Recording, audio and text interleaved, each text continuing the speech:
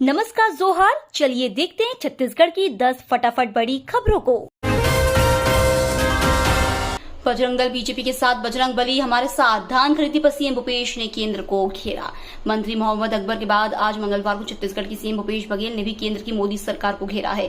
धान खरीदी पर सीएम ने केंद्र सरकार को घेरते हुए कहा कि बीजेपी का चरित्र झूठ बोलने में है, उन्हें झूठ बोलने का प्रैक्टिस है, सीख कर आए हैं। उन्होंने कहा कि सेंट्रल गवर्नमेंट केवल हरियाणा और पंजाब में एफसीआई के माध्यम से धान खरीदती है, एफसीआई केवल चावल लेती है। यदि ऐसा है तो केंद्र सरकार एफसीआई के माध्यम से धान की खरीदी कर ले, नहीं तो 3 साल पहले हमें धान की नीलामी क्यों करनी पड़ी जो हम कम रेट में बेचे। 1900 का भाव था, हमने 1300 में बेचा, तो उसका अंतर केंद्र सरकार ने नहीं दिया। सीएम भूपेश बघेल ने जल मितान युवा उद्यमी परियोजना का किया शुभारंभ। छत्तीसगढ़ के मुख्यमंत्री भूपेश बघेल ने जल मितान युवा उद्यमी उद्यमिता कौशल विकास परियोजना का शुभारंभ कर दिया है। इस परियोजना के तहत ग्रामीण अंचलों में कुशल जल मितानों की उपलब्धता के लिए जल जीवन मिशन और यूनिसेफ की सहभागिता से शुरू किया है। इस कार्यक्रम के ग्रामीण युवाओं को जल गुणवत्ता परीक्षण सर्विसेज, नल pipe fitting repairing, RO fitting repairing, electrical fitting repairing, solar panel fitting repairing, pump operator service आदि ट्रेडों में 21 दिन का आवासीय प्रशिक्षण दिया जा रहा है। छत्तीसगढ़ में 6 वर्षों में 59,000 करोड़ से ज्यादा का जीएसटी कलेक्शन, फर्जी फर्म पर सख्त कार्रवाई। बीते 6 वर्षों में छत्तीसगढ़ से केंद्र सरकार को 59,000 करोड़ से ज्यादा का जीएसटी मिला है।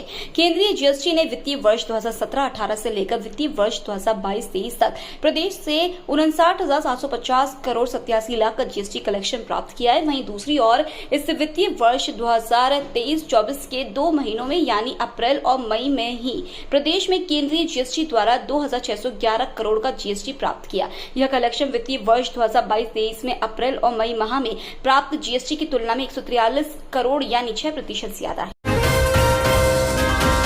छत्तीसगढ़ में G20 सम्मेलन की तैयारी। 170 पुलिस अधिकारियों को मिला प्रशिक्षण। पूरे भारत में G20 का सम्मेलन हो रहा है। इस क्रम में छत्तीसगढ़ में 18 सितंबर को G20 सम्मेलन होगा। इस संबंध में 1 दिवसीय कार्यशाला का आयोजन किया गया। इसमें प्रदेश भर के 170 से अधिक पुलिस अधिकारियों को प्रशिक्षण दिया गया। सम्मेलन के दौरान कैसी ड्यूटी रहेगी, कैसी पुलिसिंग व्यवस्था रहेगी, क्या चौकसी रहेगी आदि को लेकर ट्रेनिंग दी गई। इस सम्मेलन की तैयारी के लिए पुलिस अभी से जुट गई है। राजधानी रायपुर में 18 सितंबर को G20 का 4G फाइनेंस वर्किंग ग्रुप सम्मेलन प्रस्तावित है। G20 सम्मेलन के संबंध में रायपुर स्थित civil line new circuit house में प्रशिक्षण दिया गया।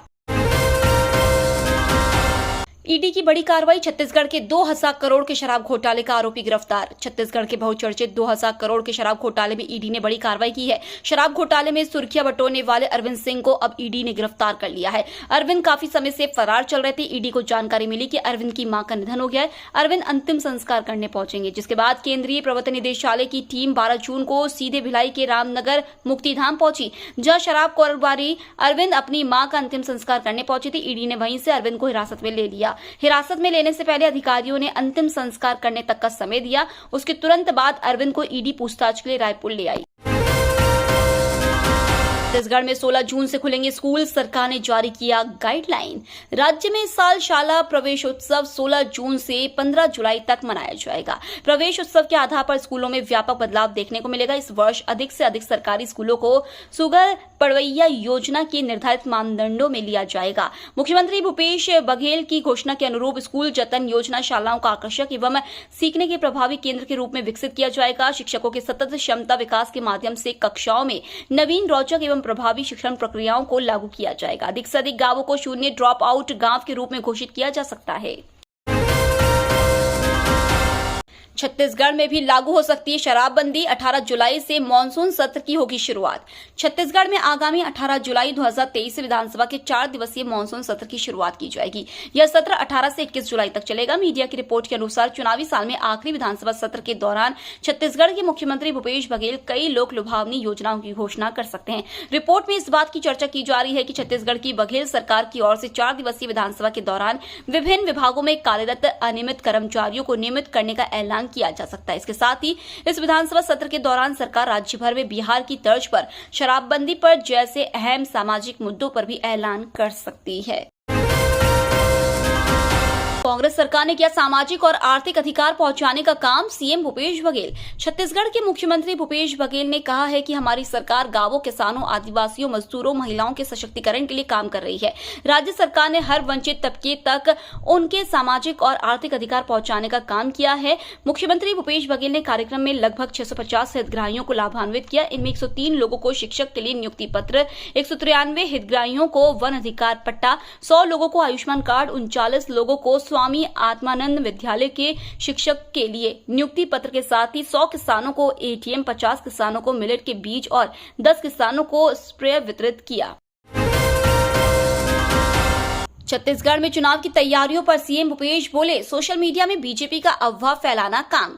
सीएम भूपेश बघेल ने चुनाव की तैयारियों पर कहा है कि बीजेपी सोशल मीडिया में अफवाह फैलाने का काम करती है। इसके लिए हमने अपनी सोशल मीडिया टीम को ट्रेनिंग देने की तैयारी कर ली है। बीजेपी की अफवाह को सोशल मीडिया में ही जवाब दिया जाएगा। यह बयान सीएम भूपेश बघेल ने अंबिकापुर रवाना होने से पहले दिया है। सीएम बघेल ने संभागीय सम्मेलन को लेकर कहा है कि सरगुजा संभाग का सम्मेलन है, इसके बाद बूथ लेवल पर काम शुरू होगा।